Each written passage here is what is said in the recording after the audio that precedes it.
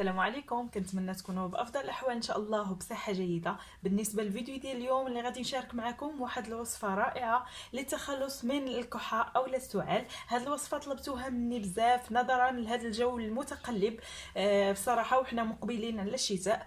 هاد الوصفه مجربه 100%، كتعطينا نتائج رائعه لمده 3 ايام، يعني كتخلصوا من الكحه ولا السعال. صراحه ما غاديش تبقاو تحتاجوا نهائيا لا الدواء اللي تشربوه ولا سيرو ولا اي حاجه، غادي تهناو من هاد الناحيه.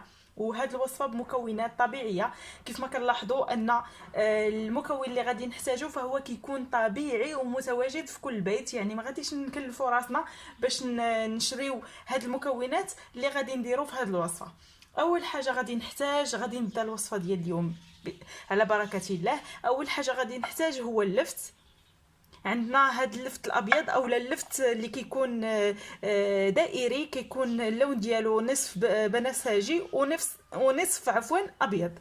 هنايا انا عندي هاد اللفت هذا متوفر عندي، فهو كيعطينا نتائج رائعه رائعه بزاف. وهاد اللفت كيكون عندنا يوم في الاسبوع اللي كنديروه في الكسكس. ضروري غادي نخليو يعني، ولا غادي نمشيو نشريوه ماشي مشكل. كيف ما كنلاحظوا. وقبل ما نبدا الفيديو ديال اليوم، فهاد الوصفه ماشي يعني هاد الوصفه قديمه، جداواتنا كانوا كيستعملوها، وصفه مجربه مني شخصيا. يعني غادي نعطيك شي حاجه اللي مجربه ونجربه، انا مجرباها شخصيا. هاد الوصفه كانت كتستعمل السعال، وعندها عده منافع علاجيه. بالنسبه للفت فهو معروف بزاف ديال المنافع عندنا فيه. بالنسبه لللفت فهو معروف انه كيحتوي على فيتامينات، وغني بالنحاس والحديد والفوسفور واليود والبوتاسيوم، المغنيسيوم، الزنك والكبريت. كيساعد ايضا على التفادي من امراض القلب والشرايين. فهو رائع اللفت، فهو ما كنعرفوش المنافع ديالو، ولكن قراو عليه حيت حنايا كنهملوه بزاف. وبزاف الناس ما كيستعملوهش هكا في المطبخ. يعني هو راه رائع، يمكننا ناكلوه غير هكا خضر بلا ما نطيبوه. فغير الا كلينا اللفت هكا خضر فكينشط لينا الجسم، اضافه انه كيطهر او حتى الشرايين، وكيقينا كيف ما قلت لكم من الامراض ديال القلب والشرايين. فبالنسبه للناس اللي عندهم عفوا الحجر في الكلاوي او الكليتين، فهو كيفتت داك الحجر يعني. فهو رائع رائع رائع، وهو مرطب ملين مهدئ ومفيد لنزلات البرد والسعال، كيف ما الوصفه غادي نديرها معاكم. وكيكافح حتى السمنه، كيساعد على التخلص من السموم والدهون، وكيمنع التراكم ديالها. صراحه هو غزال غزال غزال. وان شاء الله كنحرص ان تاكلوه هو خضر كي دار. يعني تقدروا ديروه تقريبا في شلاضه، فهو زوين بزاف. كيف ما كناكلو شلاضه هكا خضراء، فيمكن لينا حتى هو نديروه مع هكا شلاضه سلطه.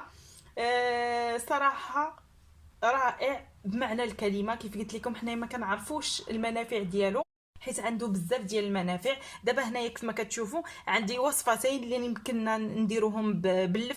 بالنسبه للوصفه الاولى غادي نقطعوه على هذا الشكل هذا، نقطعوا له هذا الراس ديالو، وغادي ناخذه وغادي نحفروه من الداخل. غادي نديروا له هنايا، انا ما نستعملش معكم هذه الوصفه، ولكن غادي نوريكم الطريقه ديالها. غادي نحفروه من الداخل، حتى هي طريقه سهله بزاف. هنايا غادي نحفروه على هذا الشكل هذا. صافي من بعد ما كنخويوه من الداخل كيف ما غادي تلاحظوا معايا، غادي ناخذ يا اما سكر سنيده اولا سكر حبيبات اولا العسل. بطبيعه الحال خاصو ضروري يكون عسل نحل، يعني عسل طبيعي 100%. صافي كنشدو هاد السكر سنيده اولا العسل نفس الطريقه، وكنحاولوا اننا ندخلوا هاد المكونات هادو لداخل، وكنخليوه يعني كنسدو عليهم بهذا الشكل هذا، وكنخليوه لمده اكثر من 2 سوايع. ومن الاحسن تكون ليله كامله، فهاد السكر كيذوب نهائيا، كيولي عندنا هنايا سيرو. يعني حتى لا خدينا هاد السكر فما كيبقاش عندنا سكر، كيبقى كنكبو وكنلقاو غير السيرو. غادي ناخذ ايضا هاد اللفت هذا، وغادي نحاول انني نقي اللفت ديالي على هاد الشكل هذا. عديده، وحنايا بصراحه هاملينو من هاد الناحيه، يعني ما كنحاولوش اننا ناكلوه او لا نستافدوا منه، هو ما طايبش. صافي هنايا كيف ما كتلاحظوا كنحاول نقيه كامل. غادي ناخذ هاد الحكاكه اللي كتكون رقيقه بطبيعه الحال، ما تستعملوش الحكاكه الغليظه حيت ما غاديش تستافدوا من هاد الوصفه. الا درتو حكاكه غليظه غادي يهبط لكم داكشي غليظ وما غاديش نستافدوا من داك الماء ديال اللفت.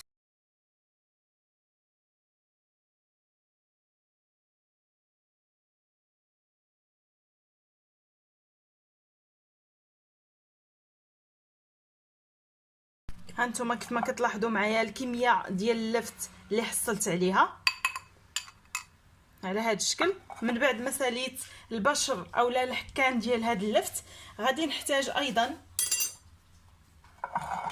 هنايا سكر سنيده والعسل. فبالنسبه لهاد الوصفه هذه كيف ما وريتكم من قبل، فهاد السكر سنيده يا اما غادي نحتاجوا سكر سنيده غادي نديروا ملعقتين من سكر سنيده اولا ملعقتين من العسل في هذه الكميه هذه، وغادي نحاولوا نحركوهم جيدا. هنايا انا غادي ندير سكر سنيده، كيف قلت لكم ملي كان متوفر عندكم العسل تقدروا تضيفوه. صافي هنايا غادي نخليوهم على هذا الشكل هذا.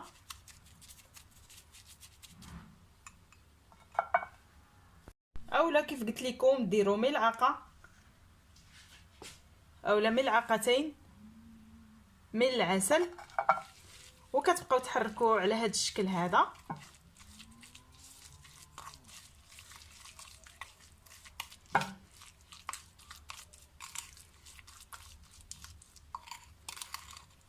هانتوما دابا مازال ما خليتوه حتى الوقت الكافي وكيبدا يطلق لينا داك السيرو ديالو، يعني هنايا راه مازال ما خليتوش الوقت الكافي. هنايا مباشره من بعد ما خلطت هاد العسل مع اللفت، هانتوما السيرو اللي كيطلق ليا. بصراحه اللفت فهو رائع رائع رائع بزاف. غادي نخليه على جنب، غادي نغطي على هاد المكونات هادو وغادي نخليهم قلت لكم تقريبا اقل من على الاقل نخليهم واحد الساعتين.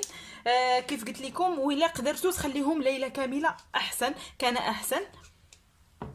هنا غادي نغطي عليه وغادي نخليه كيف قلت لكم على الاقل 2 سوايع ورجع معكم.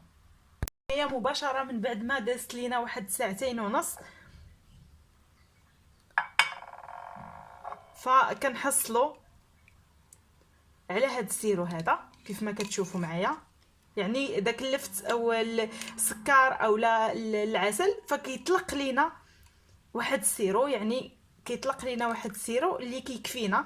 فبالنسبه لهاد الوصفه فكتعطى حتى الوليدات الصغار، يعني الوليدات ما فيها حتى شي ضرر عليهم، سواء الوليدات الصغار كبار، يعني ما كاين حتى شي ضرر عليهم.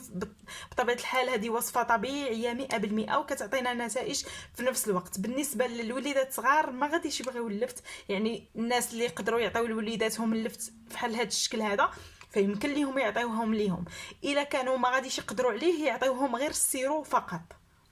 وبالنسبه لحنايا الكبار فعادي اننا ناخذ واحد المعلقه ديال المعلقه تكون ممتلئه. هاد الوصفه هذه يعني كتنكل اولا نقدروا نديروها في كل ليله. من الاحسن كنقول لكم كل ليله، الا بغيتوا تستعملوها في النهار فماشي مشكل، ولكن انا كنقول لكم من الاحسن ديروها كل ليله باش تلقاو عليها نتيجه، وفي نفس الوقت كتكونوا مرتاحين، كتكونوا مغطين، ماشي بحال في النهار كتكونوا كتحركوا بزاف ما تعطيكمش ديك النتيجه 100%.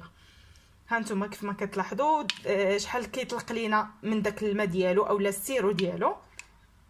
فوصفة رائعة رائعة بمعنى الكلمة، نتائجها غاية في الروعة.